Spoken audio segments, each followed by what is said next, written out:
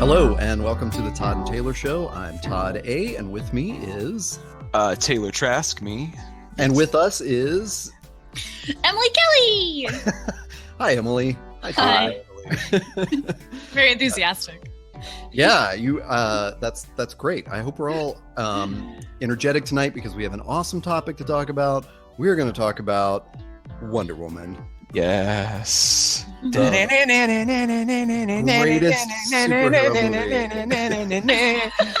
It's my ringtone now. Like, that's how I wake up. Just keep going, Todd. Let's do that in the background. Okay.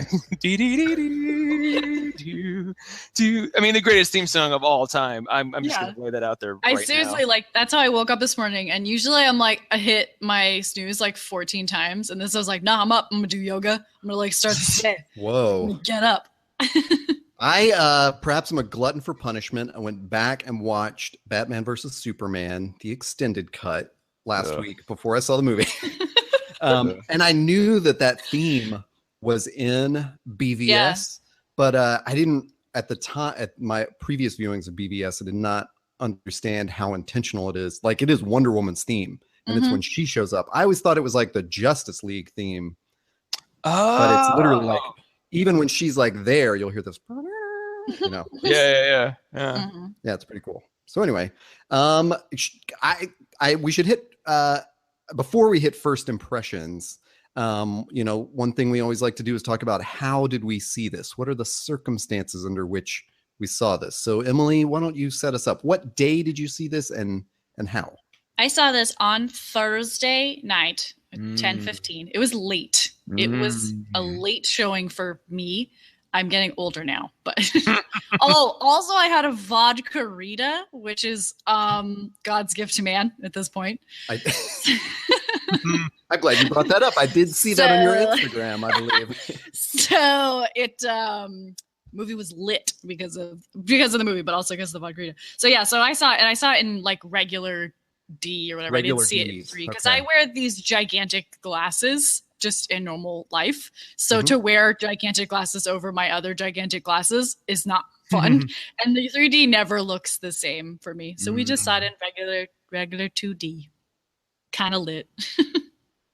Taylor, how about yourself?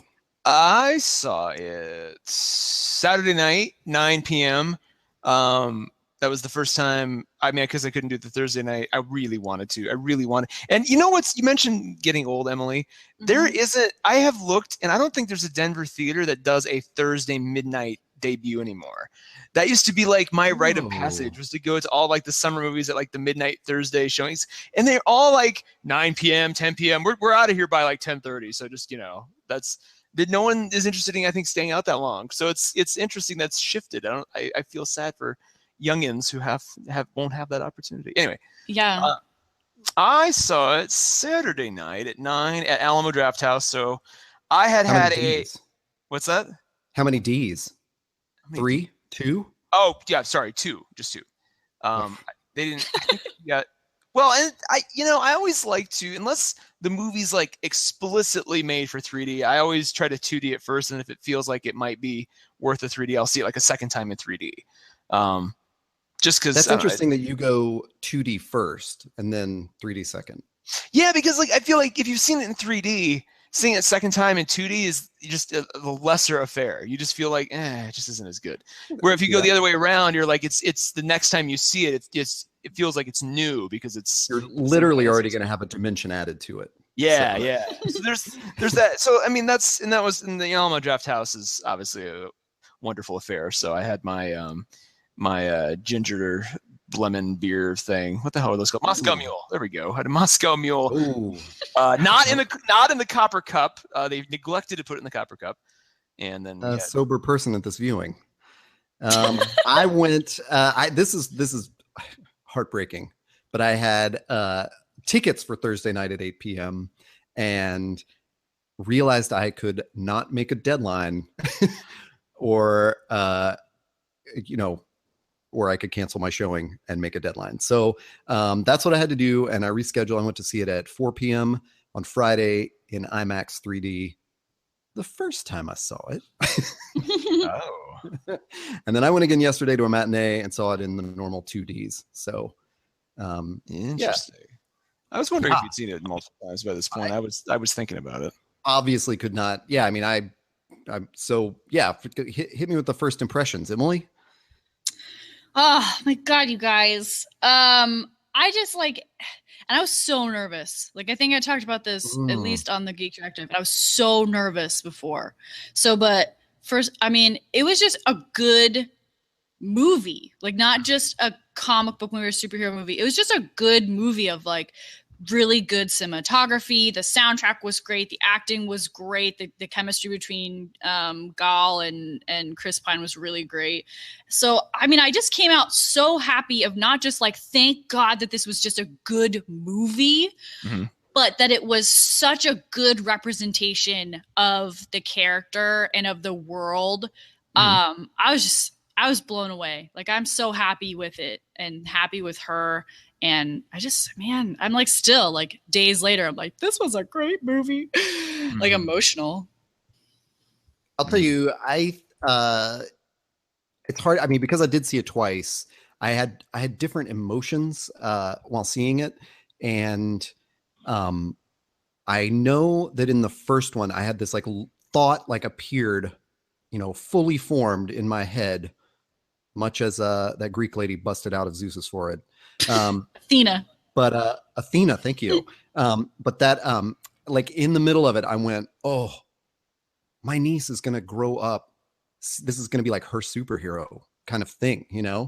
It's not like, she'll get to 14 and see Supergirl or something. Like, I don't know. There was a very powerful moment where I realized like, oh, and then I saw someone tweet about that today. Like, there are girls growing up who are going to know Lady Ghostbusters, Wonder Woman, and that's like and Rey as a Jedi.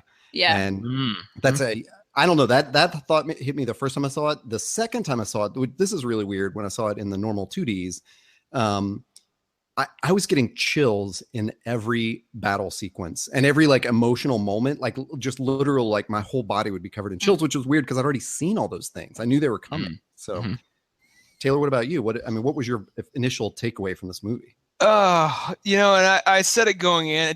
As the trailers and the previews kind of heated up, and you got, I was trying to kind of keep away, but every once in a while one would slip through, and the pairing of music with certain scenes, I knew we were sort of headed towards something special. And it was a matter of like, are they gonna just drop the ball, or is this gonna be, is this gonna be a level above? And I think they were. Yeah, all signs pointed to this being a really cool thing. Now, I am a glutton for complex female antagonists striving to fulfill their destiny in doing so. Like, there's just something about that just gives, if it was, I always like to say, like, if it was, I loved Harry Potter, I did, but if it was Hermione Potter instead, and like that was, I would probably like it, 10 times more. Just because it's that, I'm a sucker for that stuff. So to see, like the first 10 minutes, and we don't have to talk about the whole thing right now, but like just the first 10 minutes, this girl who's excited to be, like a hero, and basically like striving to just be this thing she sees for herself, and then her mother finally sort of giving in, like just that moment, I was immediately in tears. So from that they nailed that, like in the first 10 minutes, this girl who is going to be this thing, and then you strive to, for this greatness, that they nailed it so perfectly. The whole rest of it was like, icing on the cake for me.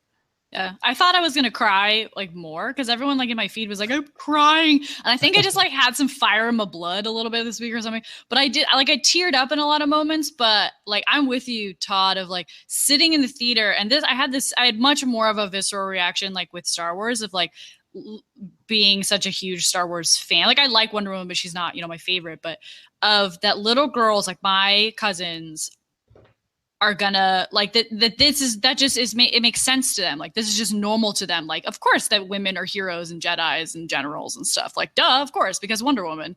So I cried a little bit, I think, in the beginning, because I was like looking around in the theater. It was 10:15, so there weren't any like little girls, but I was looking for them like, oh, you have no idea the struggles of like growing up without these things. they're like so lucky. Like these kids are so lucky to have in the last couple of years these great heroines, including now Wonder Woman. Oh, I had this one of the really weird experiences of the two different ways that I saw it was at my local IMAX theater. I've sort of shopped around in the seat department to figure out, like I'll often go like to an afternoon showing or something and just try to find like the right seat. So I've realized like if there's going to be a huge crowd and I want to be in the center, I actually go, there's like that row that is has the disabled seats in it.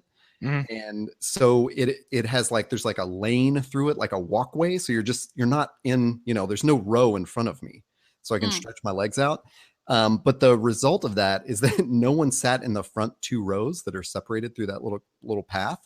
Because I went at 4 p.m. in the afternoon. So there's nobody there in the first two rows. They were all behind me. So I couldn't hear people's reactions or like feel them around me. So it felt very much like I was watching this movie alone on this giant screen, except that some dummies kept walking right in front of me.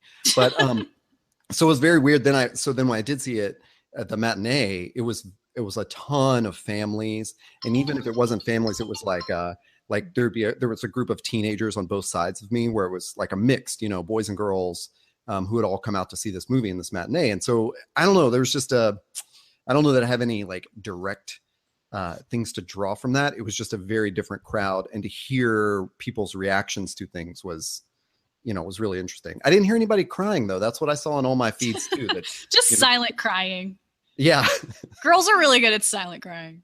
Yeah, I think I got kind of choked up at one point. Taylor and I were talking about this on text, and I just can't even remember where the moment was I got choked up the first time I saw it. But then, like I said, when I saw it yesterday, I was so almost more excited because I already knew it's like a good movie. So I think sort of what we've all talked about, that I had lost that apprehension that something might be bad in the movie. But let's talk about that for a second. So looking at the DC cinematic universe, we all had a pretty good reason to be apprehensive about this movie, God, right? Yeah. Oh, Jesus! Yeah. Like, I mean, let's just count through them, right? Like, since The Dark Knight Rises, we've had Man of Steel, we've had Batman v Superman, Suicide Squad, and now this one, and now this. Yeah, it seems like there was one other one that we're missing. Maybe it just feels like those other ones were. It does feel like there should be one other one. Wow, right? That's gross. Isn't that weird? Like, you're just like, and then we're not counting Watchmen. Obviously, that's nothing. No, that's not canon. Yeah, well, yeah, yeah. So anyway, so we've had that many, and it feels like there should be more, but they weren't all uneven, for sure. What's that? Been uneven, right? Yeah, uneven to say the least. And I was telling someone in IO9 this very same thing. DC seems to have every understanding of how to really develop great content on every other media and platform except for film.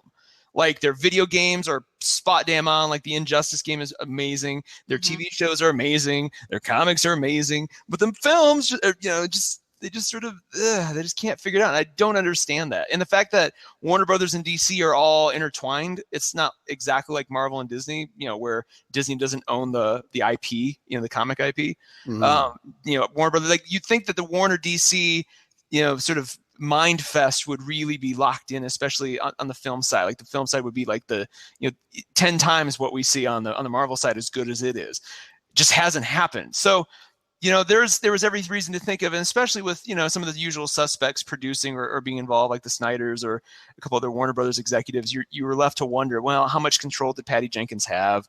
How much, was that other co-writer / main writer, I forget his name, the main guy they listed as writer, how much was he affected by, the studio or what have you? Anything could have, as well intentioned as this probably was from a lot of people, anything could have derailed that, and so it was just such a delight to see this just sort of escaped all that. It was almost like, like when they have the the turtles that swim back to their mom, or fish that swim back at the end of the year. You know what I'm talking about? Like, this is they return to their birthplace. Yeah, they return to their birthplace, and like some of them don't make it. And like the ones that do are like the strongest, best ones. It almost seems like that's what this is. Like, DC sent out all these like movies, and some of them were gonna be terrible, but the strong ones, god damn it, they're gonna make it back into the public consciousness and be different, and break, escape the clutches of certain doom. So Well, Emily, had you seen Suicide Squad? Yeah. So you've seen all the DC movies. I have not seen Man of Steel. Wow, Really? Sorry. okay. I know. I don't know why. I think when it came out, I just like missed it, and then now I just haven't seen it like all this time. And I know it's pretty decent. Like it's not terrible. So I need to see it. But yeah, so I just think, and people, I mean, I'm guilty of it too. We talked about this on the Geek Directive a lot too, that people would always accuse us of like, you hate DC, like you never say anything good. So I'm going to say something good about DC. Like I hope that this movie is a testament, not just to the filmmakers and the writers who did it, but that DC itself has started to finally learn from its mistakes with the other. When you say DC, are you speaking more about Warner Brothers? Yeah, I'm speaking more about Warner Brothers, I suppose. Well, the WB, headed now by Jeff Johns, who I think is the totally appropriate choice to try to right this ship. Of that, Marvel has the same kind of guy in Kevin Feige, of that he is sort of the overall head of these movies, but that he lets the writers and directors of each individual movie kind of have their own, style and way. And I always appreciate what Zack Snyder has tried to do, is trying to blend these very different worlds together in his own cinematic style. But I think that he was not so involved in this project was good. Yeah. That they I think again, like you said, Taylor, you don't know how much control they actually had, but they really did a good job of kind of letting Patty Jenkins, who's a really good director in these kind of small female focused. She did Monster before. She directed Charlize Theron to an Oscar, for God's sake. So it's like she's really good in these moments of like intimate but also violence of that. Sometimes they're one and the same as well, intimacy and violence. So I think letting her, she was definitely the right person for this project. And that's what Marvel has always had going for them in the director department, that they have picked people who were right for that story, not just people that they liked or like people that they'd worked with before. Like David Ayer. Sorry to call you out, bro, but I'm just Suicide Squad was a whole mess. But obviously we were all very nervous, and I'm super glad that this all worked out for the best. And I can only hope that going forward, Justice League, I think Aquaman is next after that, those will also follow suit of that. The people who are assigned to these projects and are working on these projects are still taking the vision into account, but that maybe want to tell a less sort of dark and cranky story, I suppose. Yeah, it seems like, I mean, for me, it's and seeing what the sort of early footage from Aquaman looks like, or just sort of like random trailer asides. There hasn't been an official trailer, but they've leaked footage here and there. It seems like even as good as Wonder Woman was, you still can't escape the Zack Snyder crayon box. It's like they have to use certain production aesthetics, even if everything else is kind of different or has broken the mold. Like you still have to kind of visually fit in that world, which I wish, when we think back, like the Jon Favreau Iron Man movies looked not at all like the Captain America movie that was done, the first one looked nothing at all like the Thor movie. And then Avengers kind of incorporated kind of the best of the best from that visual style, but there was a different sort of feel and vibe. And this kind of all seems like it has to be this, which is, to me, that's so weird, because to me, it would almost work better the opposite way. Like if Marvel decreed all of our movies are going to look exactly alike. Yeah. That would almost work better for me. And DC should say all our movies are going to look totally different. And I would completely agree. Yes. The comic landscape has totally changed since I heard this comment. I mean, it's been like 10 years since I heard an artist make this comment, but I've brought it up before because it frames so much of how I think about Marvel versus DC, where this artist who I think had worked for both said Marvel is they're so concerned about canon and keeping everything in canon. So it makes it like a fan's paradise because everything will connect to everything eventually. But DC, they don't really care so much about canon. So it becomes a creator's paradise where creators can tell whatever story they want with these heroes, and so many of their heroes are basically like mythical tropes of like Superman or Wonder Woman or Aquaman or something that they can go in any direction with it. It's like Greek gods or something. They can just, paint with their own brush. So to me, it's always felt weird for the DCU to even try to unify a cinematic universe. Like that's where I've always like come back to when I think of these movies is why are we even trying to make these look like they're in the same world? They should be like crazy different. They should be crazy different, and like they have the now that we see what it is like when they're all in the same world, it's too boring. Like I want to see, a color palette or a point of view even. Like they could do a really like 90s cop vibe version of the Flash that might be amazing. That would you know what I'm saying? Like that wouldn't have like that sort of that high that car commercial look to it that everything seems to have right now. What I'm talking about? Like it's good. It would have more of a nice kind of down home. I mean, it could be shot on a 4K camera. It doesn't have to be like a bullcrap 90s camera, but that sort of sensibility, like just to see what that would look like. I mean, if they made the Flash look like Kung Fury, it would be oh my God. I'll tell you another reason why Wonder Woman was so important. And I know it was on the calendar already for, release now, but last year, we don't put this in the canon of the DCEU, but boy, did that Killing Joke really suck. To have Suicide Squad and Killing Joke in 1 year was awful. It was rough, yo. Yeah, actually, and Batman versus Superman. All of those were last year, right? Oof. Yeah. BVS was the earliest part of last year. Yeah, it was like BVS was kind of like set us up like, ooh, things aren't looking great. And then there was a just 1-2 punch over the summer of Killing Joke and Suicide Squad.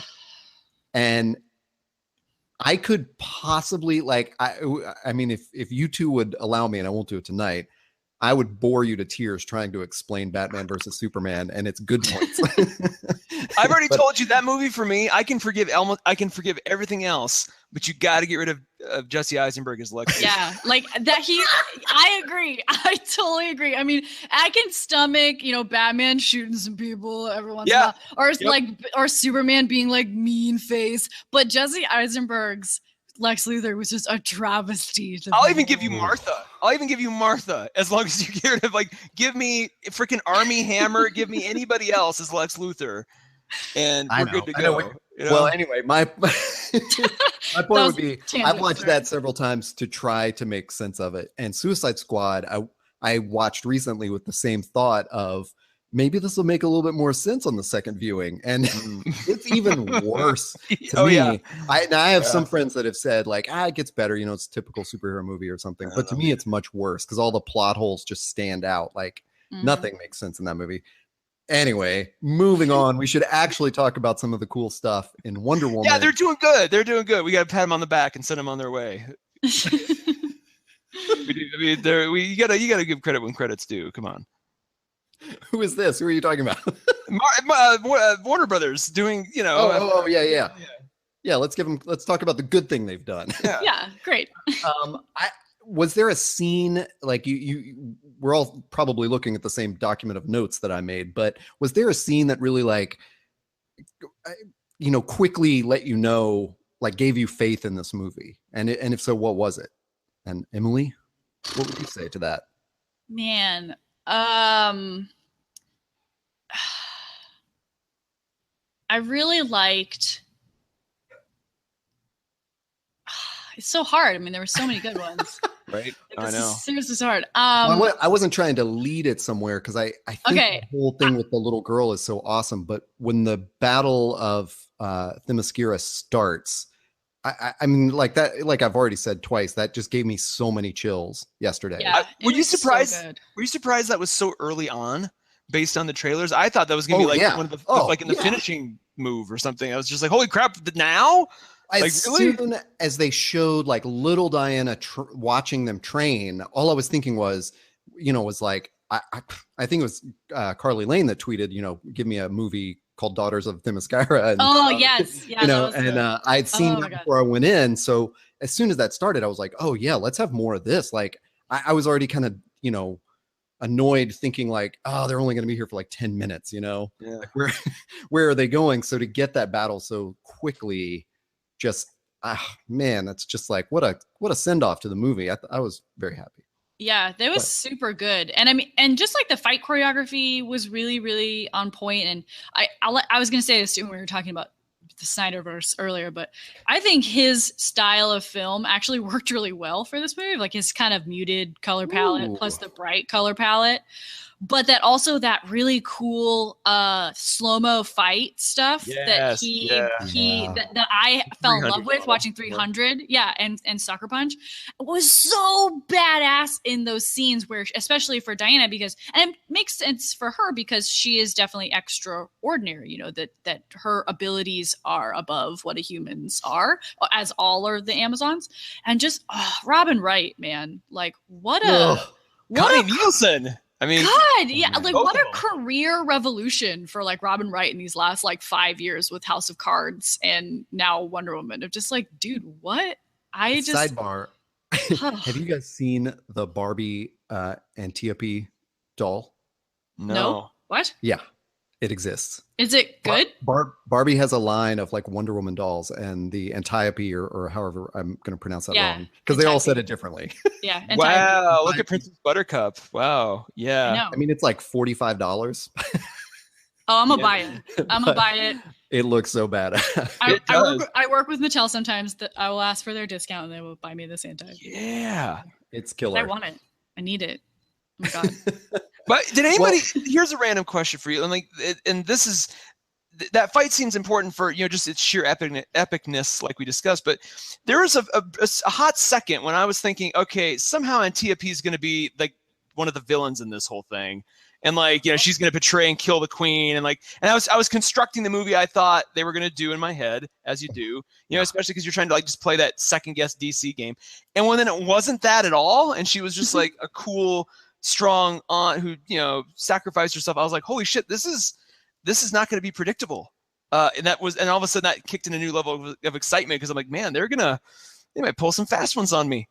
I love that you brought that up, because I was put on notice that they were going to make tiny decisions right before that battle where Hippolyta discovers Antiope training Diana, and they have a like honest to God conversation about it.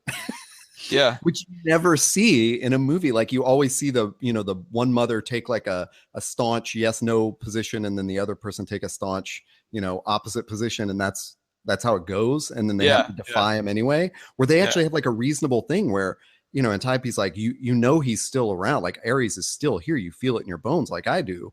And then Hippolyta is convinced. And that was when I was like on notice, like, oh, they're not going to make decisions differently. That was a tiny little point. And then when Diana leaves the island and Hippolyta also says like, I don't want you to go, but I know I can't make you stay. It was like, wow, what a grown up way to approach this instead of. I will say that scene, I wanted just a little tiny bit more of emotional punch, because on one hand, you're like, Diana, she's excited to finally go off and to fulfill her destiny, but it almost seemed like she wasn't quite sad. It almost like it was, the goodbye was a little bit muted, right? Because even Hippolyta was like, once you leave, you can never come back. She's like, yeah, okay, bye-bye, and just like sails off. She said you may never come back. Exactly, but I wanted not like you're not allowed, but like you might not be able to. Exactly, and so, but just the threat of that, you think that this girl who's only known this and is the youngest among them, and everything, there would be just something else, just a little extra, like tear or something shed. But it's I'll give it a pass. I think though that's like so typical Diana though, like that she's willing to never see her mom and her family and everyone she's ever known again to do the right thing. Like to be a hero, like that she's willing to give all that up to help people that she doesn't even know or care about. And that's why I love those scenes too. And it's so different from a lot of other superheroes, even DC, Marvel, doesn't matter.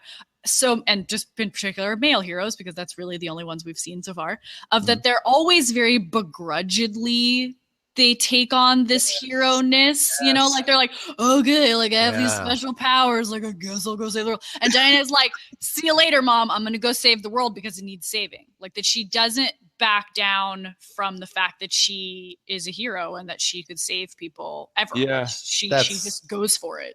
A great point. Yeah. And that never, in no time does that stop. Like, when she actually is more, it makes her being shocked by things like war and human suffering, like all the more impacting, because it's coming from an absolutely pure place. Like, they were really smart to make her an incredibly plucky little kid, that never lost that. So then by the time you saw that other stuff, you're like, oh my God, this is her. Like, she's not, she didn't affect that as like it's my duty. So I guess, like you said, in terms of the male heroes, that just wasn't there at all. I love that you zeroed in on that, because I wasn't thinking that you've put this together for me where, Taylor, I'll disagree with you on the sadness thing. Like, I think when I watched that scene, I wanted something also, like I wanted a little bit more emotional, like, something from Diana in that moment. But what Emily's saying, maybe if I can like push this a little farther along, is that Diana's whole heroic quest is what just pushes this movie along. Yeah. And after that, there's never a scene, there's never like a bad beat in this movie. It just keeps marching onward. And so much of that is that she has this mission, So wow. So in many ways, that little tiny scene and like how she doesn't, it doesn't have more of an emotional, like sappiness, like kind of defines it, because she just has to march out and do her thing. Yeah. Well, that speaks to the culture of the Amazonians too. Like, that could just be right. They're just the strong, very British, just strong, dignified. we shan't shed a tear here today. Then send them other. By the way, isn't it badass that Gal Gadot, she has the Israeli accent. Instead of forcing her to fix that or change or affect an American one for this, they're just like, okay, everybody in Amazon's gonna have that same exact accent, so everybody else talk like her. It's just like, that was so it served it heightened the creative choices, because you're just like, oh cool, they have an accent, of course that makes sense, that puts us at a level above what we've seen before. But it was such a cool idea I love that. But instead of just like, they took a technical challenge in terms of their cast and just went, okay, we'll just work around it. And it's just like, wow, that just that alone. Well, now that said, I believe she does have an American accent in all the Fast and Furious. Does she really? Yeah, so, kind of. It's like tinged. Yeah. So I don't think it's that she can't do one. I just think it was a unique choice to say it's to probably to all English speaking people. It's an accent we can't really place. Yeah. It's not really European, and it is Mediterranean in its way. And we think that Themyscira is like kind of a Greek island sort of thing. Yeah. So, and I think too, I saw a lot of, hand wavy articles about like, Wonder Woman's not American enough anymore. And it was like, okay, well, she wasn't really ever. And it's like, I get, people's arguments are very valid. She was invented during World War II. Her creator is American. The TV show, she was very American, with the Stars and Stripes shorts and stuff. But she was always like before. And I saw the best argument is that this Themyscira is a retcon, that she wasn't from this place called Themyscira until quite recently, like with the last 20 years or so, 15 years. But still, like, she was always always the daughter of Hippolyta, who was the daughter of Zeus in some way, or blessed by the Greek gods. So she was never, ever American. I'm sorry. But so I really liked that they just let her be foreign, I guess, and that's offensive to some people, but look, I just love that I love that there's some guy sitting out there on his computer like, I'll tell you what, my Wonder Woman better have a bald eagle strapped across her chest, or I ain't going. It's just like, who is this that's like that has this complaint? Like, honestly, my eyes just glazed over when I saw those headlines, because and possibly I'm just very old for remembering this, but when the Return of Superman came out with what's his name, Brandon Routh. Brandon Routh. People made that same now a certain portion of the population made that same critique of that, of like, because there's a line in it where Perry White sort of blows off the like the whatever that dumb thing he says about the truth, justice, and the American way or something. He's like, truth, justice, and whatever that other stuff is, or something like that. And so all these, this certain certain political faction was like, oh, they're making Superman un-American. Oh, Jesus. And that was, 12 years ago or whatever. It's So sad this that is you going to be remember a complaint that I remember at the give that time being life. like, what a stupid complaint. Oh, God. There's obviously no political, motive in the movie for it. It's just kind of the irascibility of that character. So I like that word, irascibility. I don't know if that is a word, but I'm let's. I don't want to skip ahead too much because there's a bunch of great stuff when she. Well, I'll just put this to you, Emily. How did you feel about the Steve Diana relationship? I really like how it starts and everything. Sorry. Okay, I really liked them because I felt like their relationship had an evolution to it, which is really hard to do, especially in one movie. Of that, when when she first saves him and then the battle starts, he's like, get behind this rock, like, don't go out there, I'll protect you, like, I'm a big man guy, I know you just jumped off a 50-foot cliff to save me, but like I'll protect you, girl. And then by the end, he just kind of trusts that he has a job to do and she has a job to do, and he just wants to tell, that he just wants to tell her that he loves her and that they go on their ways, to be heroes together. And I really like Chris Pine, like in anything that he does. I just think he's really personable and just very naturally funny. And so I think he was a really good Steve Trevor, and he was a good, a partner for her. Anytime he opens his mouth and says words, I just like nod. I'm like, yeah, let's do that. That sounds authoritative, and let's just go do that. He has that very Captain, Kirk. That's why he's Captain Kirk. He makes you want to follow him, I guess. So, and I just like that he was fully aware after No Man's Land, especially, that she was not only the most beautiful woman in the world, but the most badass woman in the world. And he loved that about her, like that he could not believe he had been lucky enough to be with this woman. And he still tried to protect her and keep her from doing things, but he still, he came to value her as a partner. And I'm sad that he may be gone. So Well, Taylor, I'll get your impressions on the Steve Diana relationship and what you think about Chris Pine. Chris Pine was absolutely delightful. He was as charming. Both of them together were as charming as the movie Kingsman. Like, and you know how much I love Kingsman. I'm serious. That was that's your gold standard. always from now until the end of time, it's got to meet that standard. But no, I just remember sitting there like halfway through going, oh my God, they're so charming. And I didn't think they would be. Just seeing them paired together and knowing how they've been sort of in other situations, I'm like, how are these two going to have any kind of chemistry at all? Like, just, ahead of going into the movie. I just couldn't. It was like, I'm like, I'll give them the benefit of the doubt, but man, how's this going to work? And pretty much, again, once, they meet for the first 10 minutes, I'm just like, God damn it, these guys are cute. And then they just sort of like, it just continues and continues and continues. And by the time we get to him saying, I love you, it's earned. It's completely earned. You don't feel like, oh, they just had to say, they just added that. Like, you feel it, but it's not like, it's not a, this is complete romantic love. This is a, hey man, we've been through some shit together and you're the most amazing person I've ever met, but we're still doing cool shit. And I just love you so much. And oh God, it had that feeling of like, it was based on the series of events that preceded it. Right. Yeah. Like, it wasn't, couched in some, overarching or overreaching character thing. So I really like that, just that they took that approach to it. And then here's the other interesting twist. Steve Trevor is the sexualized character in the show or in this movie, right? Like, there's if anybody, and I was thinking too, like all the Amazons, they're beautiful, but you don't ever feel like they're sexy, in the glamorized sense. They're sexy in a very strong way, but not in like the chitsy Hollywood showbiz way.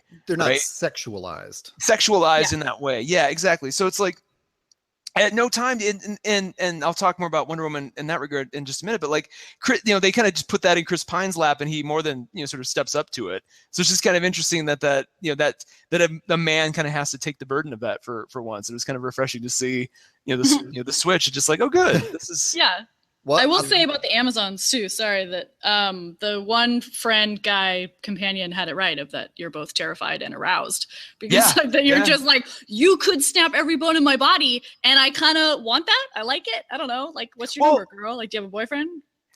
When Taylor said they aren't sexy, I literally tilted my head like a dog when it like kind of thinks it hurts. I was like, huh? No. Let me better explain that. Because no, but I know. But this is they're not in slinky dresses or like in bikinis popping out of the water. There's a lot of them flipping around in like tiny skirts, and it's not shot in a way, and that's a little difference probably between this and Sucker Punch. Yeah, there's always a creepy element to Sucker Punch. Let me get to the bottom of that, because like when I kind of said they weren't sexy, what I did I weren't giving you a hard time. Oh no, but what I mean, and this is the probably the best aspect of this for me. Like when I thought back, like what overall is like my favorite thing about what this movie did.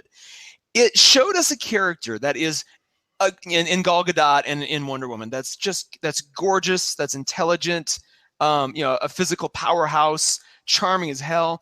But at no time are you like thinking, oh, I'm gonna do, like, at least in my case, at no time are you thinking like, oh, I'm gonna do her later. You don't love her for that. You love her for her heroism. You love her for like what she aspires to be in her achievement of that. Like that's what you love her. That's what you're in awe of her for, right? You're not like she eschews all those like cliches, sexualized, sort of parts of what women have to do in movies, and she just makes you believe in her. Well, and it's just like that's such an amazing magic trick.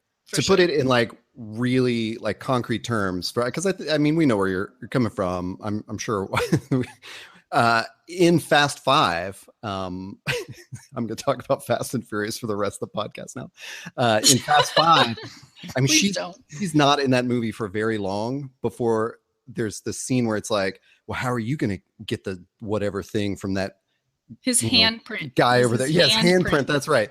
And it's like she's like, I've got my ways or whatever, and drops her sarong, and there's literally like a 15-20 second just ass shot of her in a bikini, walking over to this guy so that he will put his hand on her butt so she'll get his palm print off of that.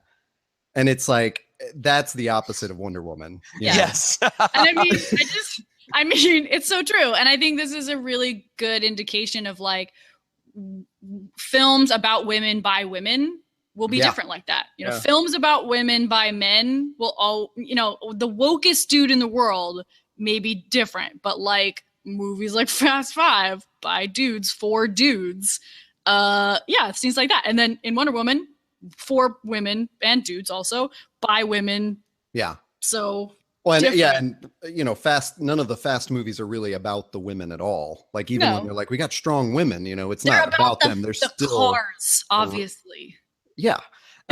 Let's not derail on that. I was going to go back to the Steve Diana relationship and tell you that one of the great things about that second viewing was, as apprehensive as I was about a lot of the stuff was there's some kind of quick beats in the Steve Diana relationship, and I kept going like, oh, don't like, I don't know, don't go too far with this, there's the whole whirlpool room when she shows up, and it's just like, just given the kind of nature of things, it's like fraught with where, please don't misstep here.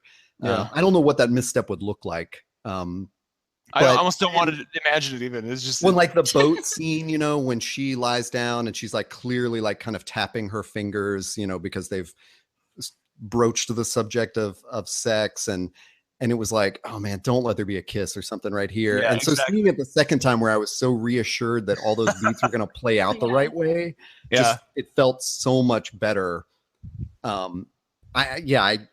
don't know. I don't know where I can go with that besides, boy, they really did that relationship very well. I think what you both said about them like earning that relationship, and Emily, you were saying like they actually have an arc to that relationship. It's really huge. We just don't see that. We're just so used to like, there's a awkward, embarrassed, naked scene, and then there's like a way too familiar first kiss, and then it's like, it's like, when they end up together after the No Man's Land battle, it's like, yeah, of course, obviously. And and what's nice about that too is that you don't really know the extent of how they quote unquote ended up. You could have just sat and kissed and talked all night. Like you don't know. True. Yeah.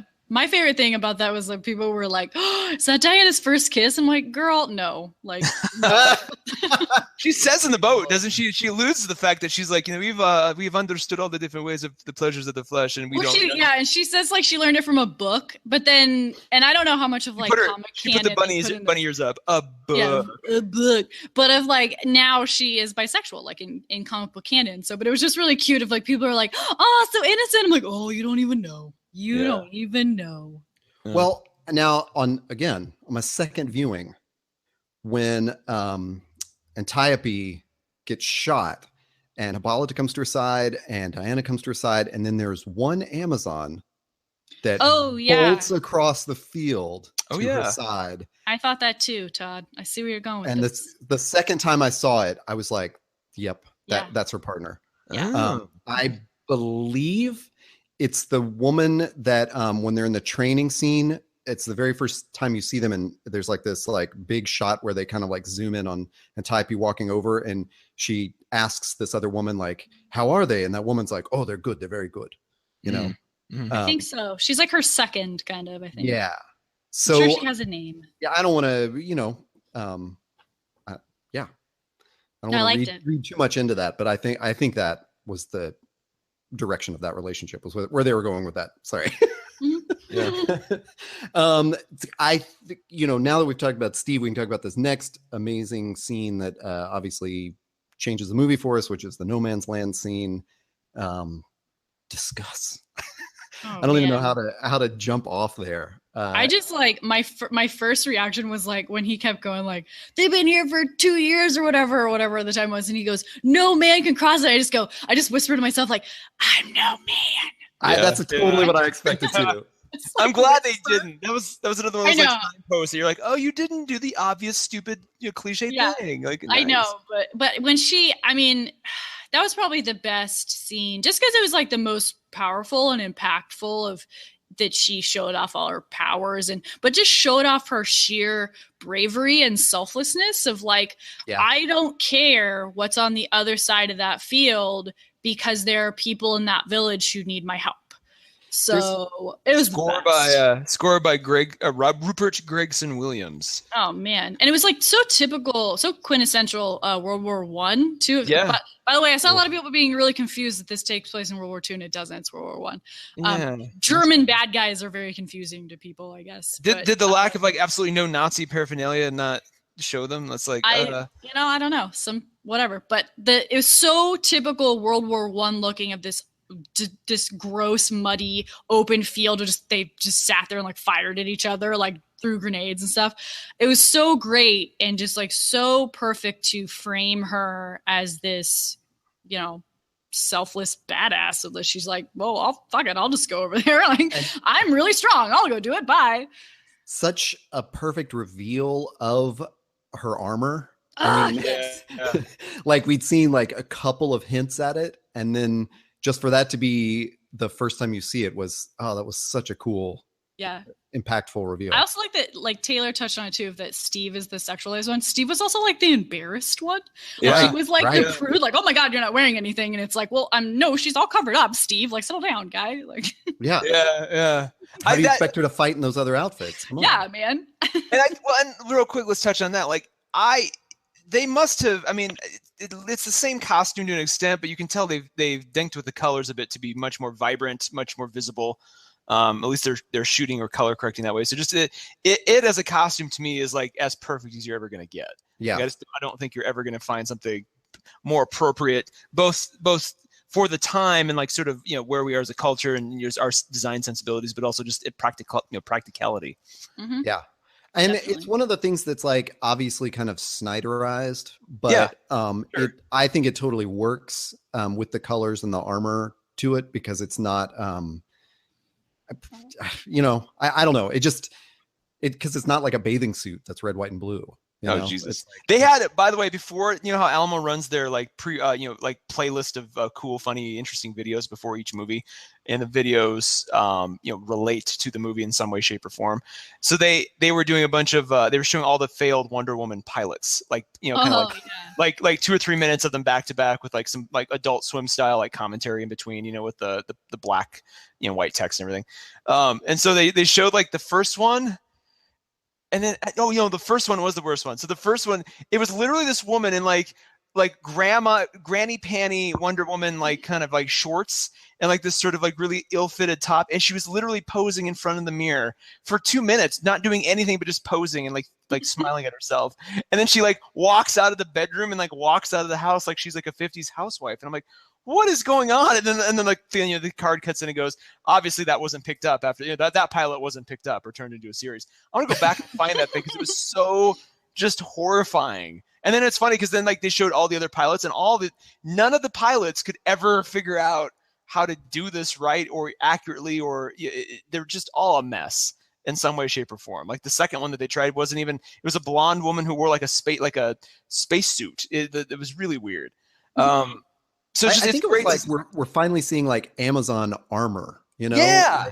And during the battle of the Themyscira, like that, what they were all wearing was like, that's they live on a Mediterranean island, and they're warriors. That's what they fight in. It like, just and like Greek warrior dudes wore that same thing basically, except maybe no shirt, like that they had no top part to it. Right. So that's why there was a lot of argument. I totally get it. If it's hard, you don't want them to wear a skirt, you want to be taken seriously. But like that's legit what they would have worn. Yeah, like, right. You see 300. I mean, that's what they do. That's what they wearing. The No Man's Land scene also too for me is just one of those things where she demonstrates all this stuff, but the way Gal Gadot like plays the part or plays that scene, she's almost like demonstrating her kind of surprise with how strong she really is. Like every time she deflects a bullet, it's almost like a look of like, I'm doing it. Oh my God. Like it's, like she's not 1,000% confident in herself because she hasn't been out in the world yet. She doesn't really know like how,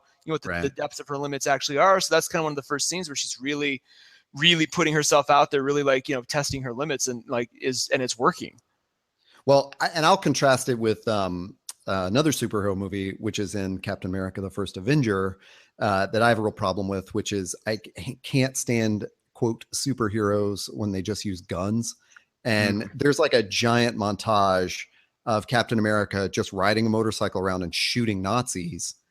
And to see her, which always bothered me because Captain America's whole symbol is a shield of like protection and defense, and so to see her go out in this like hyper violent situation and just block bullets and artillery, and then the first thing she does when she jumps in the trench is smashes a gun to pieces, and then she jumps right back out, and it's like the dudes that jump in firing guns at all the Nazis, or sorry, Nazis, they're not Nazis, just Germans, not just yet. Give them time. So but that, I just drew a real like clear parallel to that first Avengers scene where, Steve just kicks open doors and shoots people. I didn't like that at all. So, and then when they get to the town, holy crap. Oh, it was so good. The ass kicking that just, does she? Oh God, the dude in the sniper tower, she just demolishes the whole church. He's dead for sure. Like, she didn't not kill people, but she wasn't, so blatant about it. Yeah. She wasn't just like putting a gun into their face and like pulling the trigger. It was like, I have to fuck this bullet, and maybe it hits you, maybe it doesn't. I don't know. I can't control it. There's a lot of restraint in that scene where she busts through the wall and knocks out all of them in the room and then busts out the other side of the room. Like oh man, that scene is so exciting. Like that's another part where I just got chills. Like, Well, when they made the shield, like when Steve's like, come on, guys, and she's like, Diana's shield. It's just like, so he was paying attention on the beach. Yes. It's just like all the little like just the attention to detail that the movie had for itself. You're like, well done, movie. It's again, it was like the turtle that made it to shore, and nothing like awkwardly like either not described or over described. I saw them do this on the beach. The last, the other third big scene that I wanted to mention, and then we can fill in any other scenes, is of course like the not so much the big last battle, but the Ares reveal. Yes. Which- Okay. Can I just ask right off the bat, who among you thought that Ares was actually going to end up being Dr. Poison instead? I did. I was like, it's going to be her for sure. And then I was like, as I drew closer, I was like, dude, I don't know if they're going to let a woman villain be in this movie. I thought it would be a great twist, like for a woman fight. Basically, like, Diana's being brought up to think of Ares as this masculine thing, and it ends up taking a female form for like most of the movie. I thought that would be, that's the obvious twist they're going to try to go down, and it'd be fine. But I'm like, well, that's what they're going to do. And then the fact that I wasn't quite convinced until that scene where Steve Trevor walks up to her and starts flirting with her, and she's kind of detached and sort of gazing into the fire. I'm like, oh shit, she's going to be Ares. She's going to be this big misdirect. Mm. So when it wasn't, maybe it was a red herring, like on purpose. Like maybe we were meant to think that. God, that I would have even more respect for them if that ended up being the case. Like, what we're gonna do, because it worked on me, right? Normally, I can sniff out the stuff from a mile away. So when all of a sudden, little David Thewlis is like, "Guess what?" I'm like, "No, what?" Like it literally shocked me, and that was a feeling I haven't had in a while. What about you, Emily? Did you see the Thewlis thing coming after she kills Ludendorff? Yeah, I was like, gosh, I guess it's somebody else. And I was really kind of hoping it would be Dr. Poison, Dr. Moreau, I think was her name, Morrow. But then as soon as it was him, I was like, God damn it, Remus Lupin. Like, what? Why are you doing this? But I mean, it ultimately made sense of like, the wolf in sheep's clothing, of that it's the person you least expect, and that war isn't always perpetuated by generals or by the military or by outwardly masculine, like violent people. That sometimes the war and death is from the men who sit behind desks and on the sidelines. So I liked it, and he's always so good. He's always so good, and especially like in that final battle, it was mostly CGI at that point, plus his voice, his like manipulated voice. But no, I liked it. I liked what they did with it, that it wasn't this big scary monster guy the whole time, that really only in the end do you see his true form. And then it's like it's one of those, is like, if you can see his true form, it's too late, like you're gonna die. But I was glad that they let him be David Thewlis. Like, I was so convinced that, like, so once he appeared, it was like, in that shock wore off, I'm like, oh, he's gonna like disappear, and like some giant smoke monster thing is gonna appear, not even using his voice, or just be like, or he would morph into like some like really hot Greek guy, and like the helmet would appear, something like that. Because that's always the thing, right? Like the actor's just the shade, right? It's just it's the glimmer form. It's not like the real thing. So it was really cool to see that he is Ares. And then like Todd and I were talking in text, like the flashback to like him with the mustache as like young Ares. You're like, oh my God, they're committing to this. I love it. It's gonna be him. And then he draws, like, when the helmet assembles and he like draws the face out. You're like, you get to see his face most of the time. I'm like, this was an interesting choice. And I'm still not entirely sure if it was the best choice, but I'm so dazzled by it. It's hard to, I really don't care, Well, his speech to her when he's revealed is like absolutely essential for tying all the Diana themes together, Yeah. And it's so much more chilling when he's like, I don't start these wars. The humans do this on their own. Like, I just whisper things to them. That was so effective. And especially to have him doing that, because he as soon as you see him in that like sort of parliamentary meeting, he's just like this quintessential British, parliamentarian. Like, you're like, yeah, that's, of course, that guy's some politician. And I think that there was already sort of a twist with him where he shows up and gives him money and offers him the office. It made the final twist that much like more effective to me, because I'd already kind of written him off as like, oh, that's why he was in the movie, was to be the secret good guy. And then when he turns out to be the secret bad guy, it was like, oh, I didn't see that coming. Secret good bad guy, yeah. Well, let's be honest, David Thewlis is not like traditionally the actor you cast to take all the way through to the end. He's the one that's like the quirky friend, or like he's like this guy, obviously Naked is a massive, massive, massive exception to that rule, but like for most of that movie, I thought I was the only person who'd ever seen that. Oh Jesus, no! We need to do a whole podcast on Naked sometime. It's as anybody who loves improv who has not seen it. Oh, While Naked, God. Yeah, While Naked. No, but like he's not. So like you think the casting, you're like, well, they wouldn't. And then they do that clever thing where like Danny Hutson? What's the main Ludendorff's actor? Danny. Oh God. That his name? Houston? Danny Houston. Yeah, that's him. Danny Houston. Danny Houston, like you cast him, so it's like that's not. I mean, he's obviously been a villain before in comic book movies. He was the sort of the poor man's William Stryker in that thing we don't talk about. But like he's oh my god. He was, man. He was not Brian Cox. Like that's a whole no. But like so he's been around, but it's not like a marquee, like, you know, like we got Anthony Hopkins to play, you know, Ares, you know, where it's one of those like, you know, very obvious kind of choices. So, but he's still like very serviceable. So you're just like, yeah, you buy that he's going to be Ares. And then you think, oh, this is like a misdirect. So then the fact that there's almost like a triple misdirect or double misdirect rather, it didn't seem like they were going to try that. And sure enough, he was such a Marvel villain. Yeah. He was such an Ultron, you know? He was such a, Jesus Christ, I can't think of names tonight. Sundance Kid. Oh my God, Robert Redford. Bridges? He was such a Robert Redford in. Oh yeah. Because like Robert Redford, when that twist happened too, you're like, I mean, and now granted that twist happens way earlier in the movie. It's like halfway through you realize that he's got some shady shit going on. But like you're just thinking like shady shit. But you're like, man, Robert Redford's the villain. Really? They're gonna go that way with it? Okay. And you're just so like, you know, so you kind of.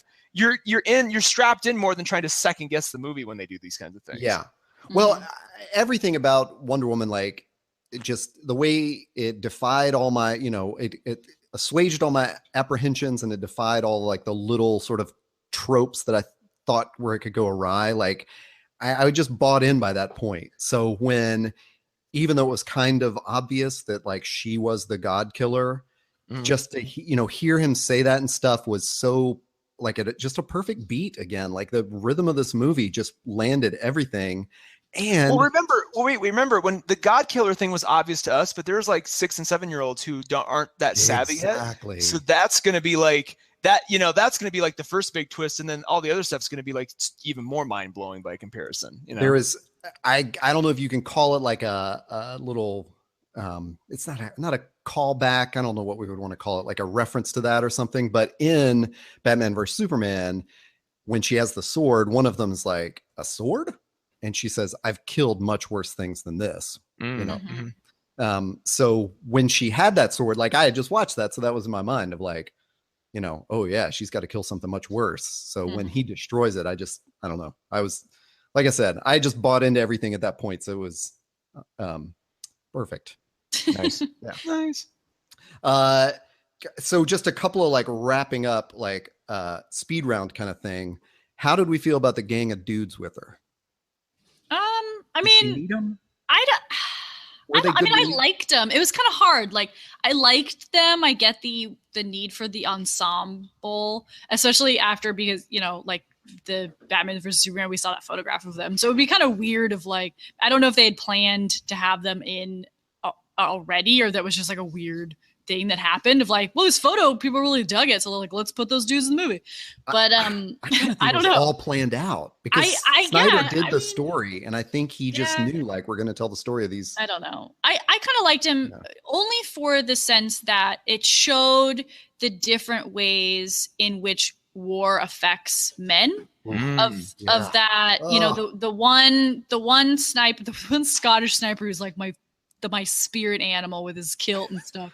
Of that Spud from Trainspotting. That he, you know, he is obviously quite competent, and that Steve really respects his skills as a sniper, but that he has been damaged. Like that. The amount of his ability and his ability to kill people has damaged him somehow, was really telling, and obviously a very common thing that happens to soldiers, you know. And then the Native American man was an interesting addition as well, as someone who can forgive and like still kind of profit, but he gives freely. Like that you had an idea about him at first of like, oh, he's like a war profiteer, but then he's just giving them supplies, like giving these villagers supplies and help. And even though he and his people have been so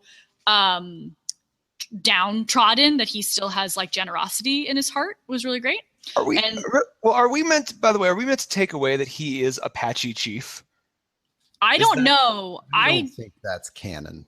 I don't think so either. Well, Super I'm like, Friends cartoon thing. I Yes. know, but it's just there was a part of me, I'm like, he's really tall, and like his name is Chief, and that's all they're not saying Apache, but if he Oh my says God, he may that's talk not at any even time, I'm like, I thank God they didn't, but I'm like, man, he may say, if he says it, I don't know what we're gonna do here, because it had that, yeah, but it was almost like Bartok the Leaper again in Winter Soldier, where it's like this kind of zany character was like very much normalized, and they didn't they didn't make a big deal out of it. It's just like, oh, and here's this guy, and so maybe Yeah, maybe a similar situation. I think that, I mean, that was like my first impression of that. They're probably characters from her very early comics that like most of us would not recognize, but like the most, older fans or really, really big fans of Wonder Woman might like glimpse that character, even if they're not the same names. So, but I mean, I liked them. I don't know if we really entirely needed them in the story. They didn't have any like particularly big plot points, but they were fun. I mean, they helped break up the war tornness of the movie, I guess. So well, they didn't do that thing which I hate. I loathe in movies where a character will meet a group of friends or something, or a group of like ragtag group of some kind, and in 2 days and within the movie they're all like the bestest of friends, like we'll never be apart, and you're like, I don't believe that bond formed that quickly. So in this one, like when they kind of left it, it was more like, yeah, man, again, like we went through some shit and I respect you, but it wasn't like, they're all like doing some big group hug with tears and everything, like, Yeah. I love talking to you guys about this, because one of the things that I hadn't put together until you're both saying this is that they all sort of taught Diana like a little lesson. There's the shell-shocked guy. There's what the Native American tells her about his people. And I'll miss you most of all, Scarecrow. And then Sammy has that great short couple of lines where he's like, we're all fighting our own battles. Mm-hmm. And it was like, oh my God, what like a heartbreaker that was. I don't know, that really, his purpose in the movie was fulfilled when he said that to her. I was like, oh, I'm glad you're here. He's always so good too. That actor is always so good. And I liked it too because it demonstrated, the kind of everyone's stake in this war of World War I, of the different nations and people who can come together who fought beside each other. Like I think Sammy I think the actor is French Algerian, so it's like a North Africa. That was a big field of war in the next war. So it was interesting to see these different kinds of people come together to be with Steve, and who trusted Steve, and then who ultimately trusted Diana too.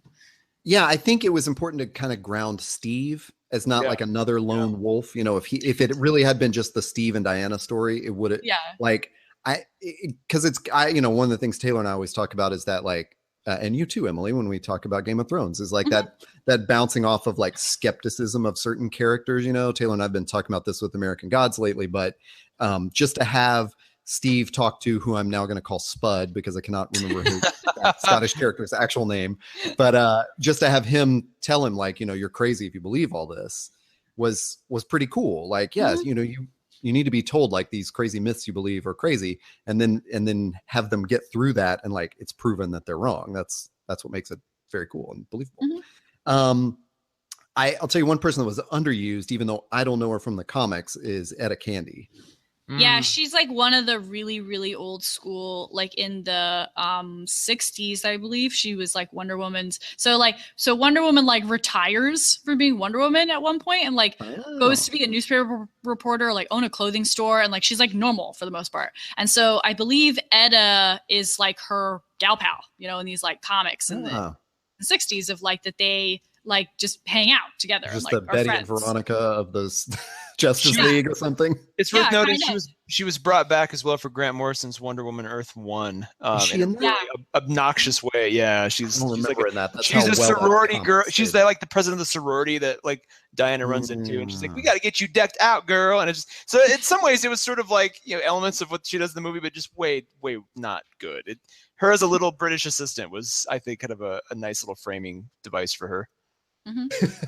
Well, I was just happy. She was like still woke, She talked about voting and stuff. I loved that. I put that in the notes. Like, I love that little throwaway line of like, "That's how we'll get the vote."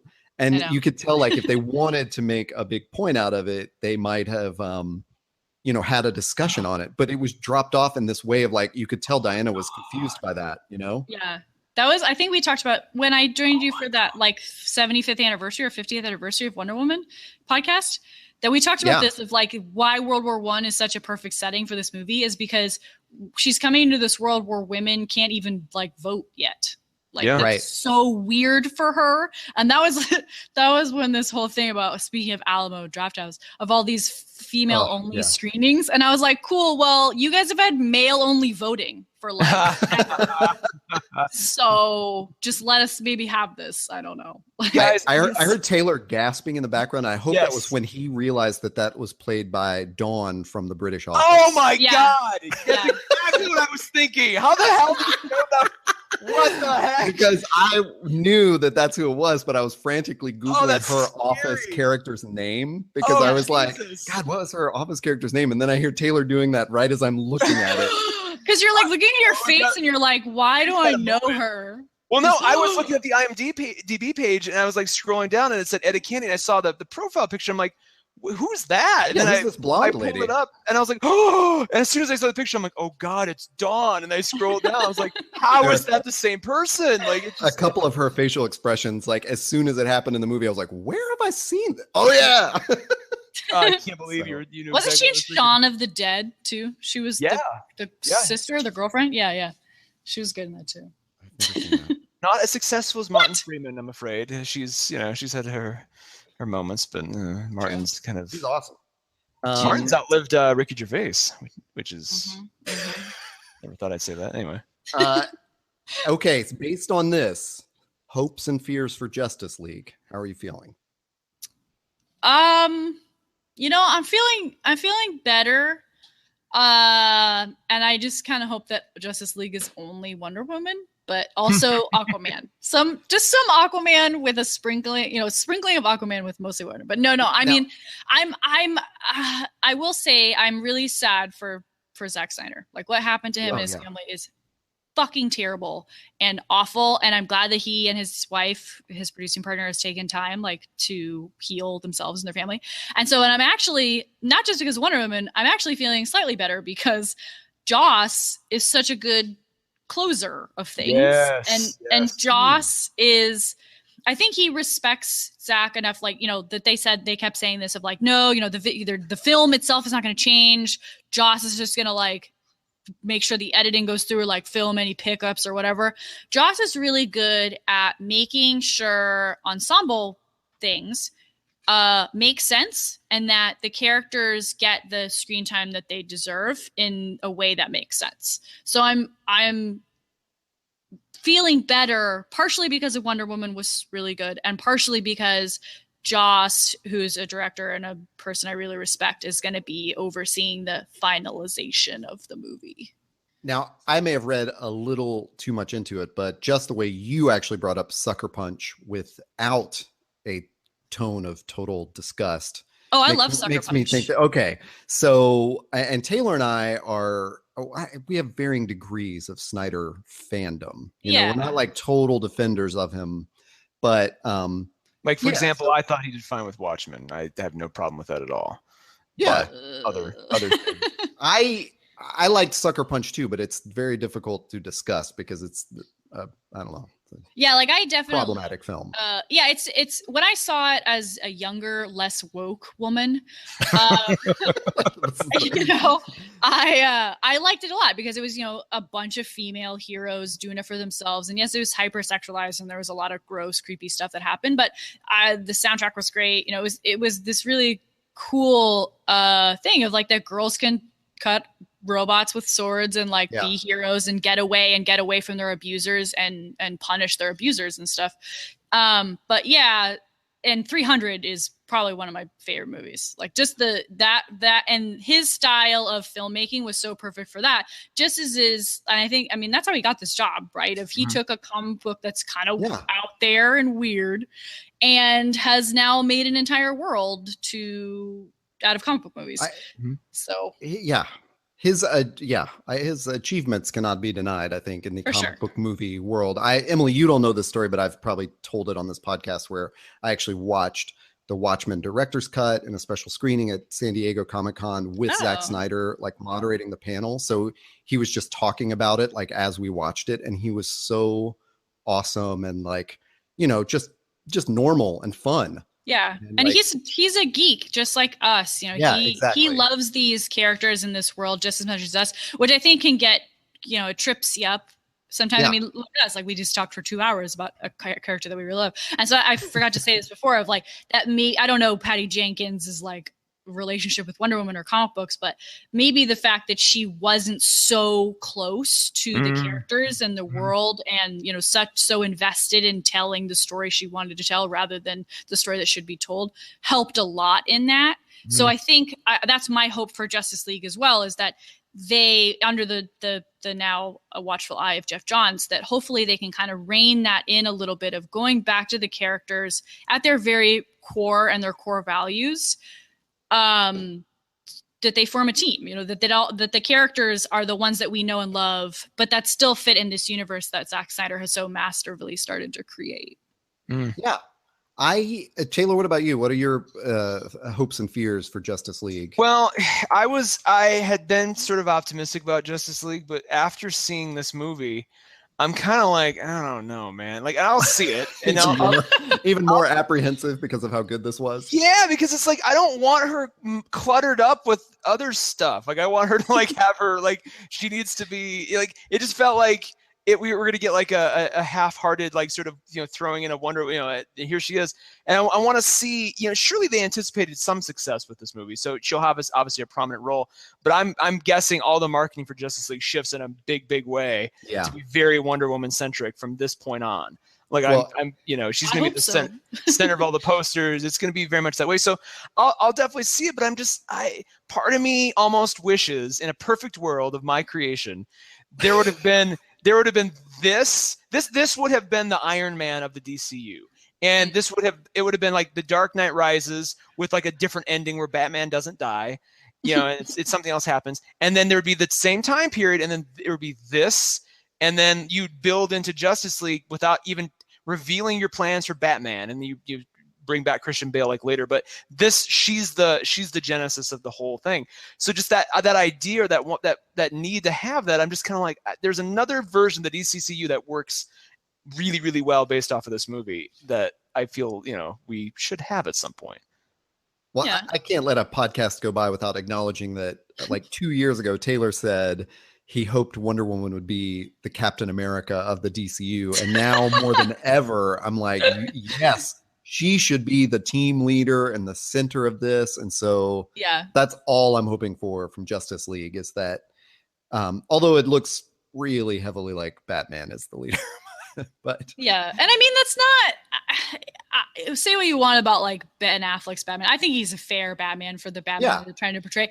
But I mean, that was Batman's like silent role. Like, Superman was always the face of the leader of the Justice League, but Batman was always, as Batman does, working in the shadows to make sure that they were all safe and protected. So I would like that, you know, we're trying to pretend like the Superman's really dead. We're pretending really hard. So, but maybe Wonder Woman will be the open face of Justice League, and Batman will be in his shadows hanging upside down, like making sure everything's okay. Yeah, they're doing reshoots right now. That's all I'm going to say. They're doing reshoots right now. Like, from the few, I don't think I've ever read a Justice League title intentionally, but from the ones where I've read where they tie it in, I always like it when Batman's not the acknowledged leader. Like, he's the kind of force of chaos in the background, and Wonder Woman and Superman are really leading the team. I don't know. You know, I'm just glad Green Lantern is not in it. So I would also just really like to see like a beauty contest between Wonder Woman and Aquaman, because that's like a hard, I mean, their hair, I don't know. It's really a tough call. I don't know. Well, it looks like salty. It looks like I like that comparison though, because like of the next movies, I want to see an Aquaman movie before anything else. Like, I want that next. Like, I don't think we need a Justice League just yet. I want to see what James Wan does, you know, and is his going to have a point of view that's also unique and interesting. You know, Aquaman could be really badass, because there's not that same familiarity that everybody has for Batman or everybody has for Superman. Like, Aquaman's one of those things where it's like, kind of like Iron Man, where it's like, yeah, people know him, but like nobody has these like very hardened, you know, like years and years of like content and history, you know, outside of comics to really fashion an opinion. So like, it's really open, you know, fresh powder, if you will, to ski down. You know, so Jason Momoa can kind of do what whatever he wants and hopefully craft something as he could be the wacky Thor character of the DCU. I mean, really, I think that's exactly what he's going to be. I think. Have you seen that GIF? And it's for Justice League, and they're like, it's like him and Wonder Woman and Flash, and they're like very serious, like getting ready. He's flipping his trident around, and then it falls. So he just starts to do karate moves, and then he rips Wonder Woman's sword out of her sheath in the back. Where is this? It was like in one of the promo things about I think it was for Comic-Con, like it was like footage, like unedited footage. So that you see this big green screen behind them. And so it's like they're getting ready for this epic battle, you can tell. And Jason Momoa's like flicking his trident around, like gonna be all badass, and then it falls. And so, but he just like recovers so perfectly. Where like it's really funny. So you should find it, because I look at it almost every day and laugh, and I'm like, please put this in the movie because I need it. I just texted it over to Taylor. Okay. So, any final thoughts on Wonder Woman? Anything I left out? Like any big points you wanted to talk about? No, just I love her. I'll bring up one thing, Emily, that based on that is that when we started this episode, you said, you liked Wonder Woman, but she wasn't your favorite. Yeah. And I felt the same way. Like the next day I was going through all my comics and I was like, Batgirl. Yeah. And I went to the comic book shop and started looking at Wonder Woman books. Like I've tried to get into her before, but I really what a cool thing to have a movie so good that I'm like immediately at the comic book store. Like where do I start? Yeah. And I hope more people are like that too. And I think that was Marvel's thing too, of like people who'd never really read comic books before, who are in these characters now are serious comic book buyers. And so I hope this really inspires, especially women, to get to your comic book store, and not just because she's a woman, but because she's really badass. But, I am a DC fangirl for life. My favorite hero is the Huntress from the DC universe. And so weird. I know. I don't know. You have a whole Huntress podcast to pull this apart. Really. Please, my God, it's the best. So the Birds of Prey and stuff. But for so long, and I'm sure most women listening to this who are around my age or a little bit older, for so many years, the only female heroine that we could find and recognize and stuff was Wonder Woman. She was the only one that had merchandise. She was the only one, if you said her name in a group, that people would know who she was. She was the only one who probably had the biggest, as big a following as Superman and Wonder Woman. So for me, like, she was always so important because she was the shining light of like female heroism in comics. So she's not my fave, but I still really like her and appreciate her and appreciate all she's done. And especially like this movie really, really is icing on the cake of 75 years or whatever it is, 50 years of her. I mean, they just did everything right in this movie, and like to that extent of they couldn't have done that 10 years ago. Or, no way. So this was, Taylor, do you have final thoughts on this? How do you come to this as a new Wonder Woman fan? I'm just going to sum this up thusly. Brie Larson better be thinking about what she's going to do. Because I think for the first time, the spotlight's back on Marvel, where it's like, what you got? Like, Marvel this whole time just been like, pang, pang, pang. And DC's like, come on, man. True. And finally DC's like, oh yeah? Like that little kid who finally hits a home run and everybody's like, ooh, but it's only going to get, the gauntlet has been laid down. So when does Captain Marvel come out? 2019, still ways away. They could have. Yeah. Wouldn't it be ironic justice if Warner Brothers rushes a Wonder Woman sequel and puts it in that time day and puts it in the same day? Because remember what happened? Batman v Superman was scheduled for that May date last year that Civil War popped in on, and Marvel stuck that right there, and DC's like. So then DC moved. and then Deadpool crushed it in the beginning of the year. Yes. Yeah. And then DC's like, come on. So it would be amazing if they're like Wonder Woman 2 right on the same day. Come on. Ooh, man, Wonder Woman would get my opening day dollars, I think, if that happened. Yeah. But Brie Larson and Gal would like go to the theater together and like hold hands and like see both movies together. That's right. You're right. They totally because they're just both amazing, wonderful human beings. Yeah. Maybe then all this madness would stop. This bitterness. Yes. I know. Between the DC and the Marvel. Emily, where can people find you off of this podcast? Well, you can always find me on social media at that Emily Kelly on Twitter and Instagram. You can also find me right here on the There Network. It doesn't always work out like we planned, guys. But so we're sorry that there was no fan theories for May. We're sorry. We really, really wanted to do Alien, and like no joke, we bought like the Alien like 25th anniversary like box set, and watched all of them stuff, and then we just like could not get. So we'll do it. We will do an Alien eventually, an Alien fan theories, because there's a lot of really good ones. But for June, we really want to do Game of Thrones. Yes. So to prep in for July. And of course, you guys have Wednesday in Westeros. So I think we're going to do some fun double crossover. Fan theories Westeros crossover episode of our own. Like that Miss Marvel Wonder Woman hand holding event. We're going to do the same thing. Exactly. Yeah. The Fan Theories podcast and Wednesday in Westeros. Yes. But you can also catch our previous fan theories right here on the There Network, as well as iTunes, SoundCloud, and Google Play. You mentioned Geek Directive.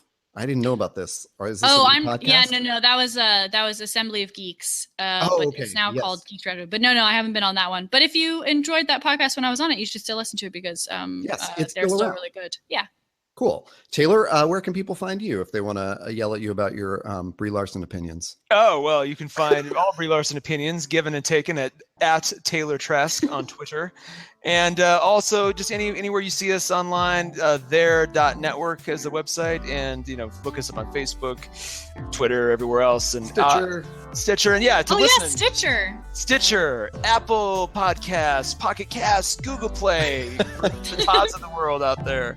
Why am I the only one using Google Play? It's so awesome. You can find me at HeyTade on Twitter.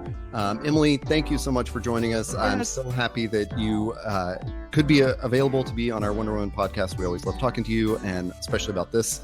And Taylor, thank you. And thank all of you for listening. And we will see you soon.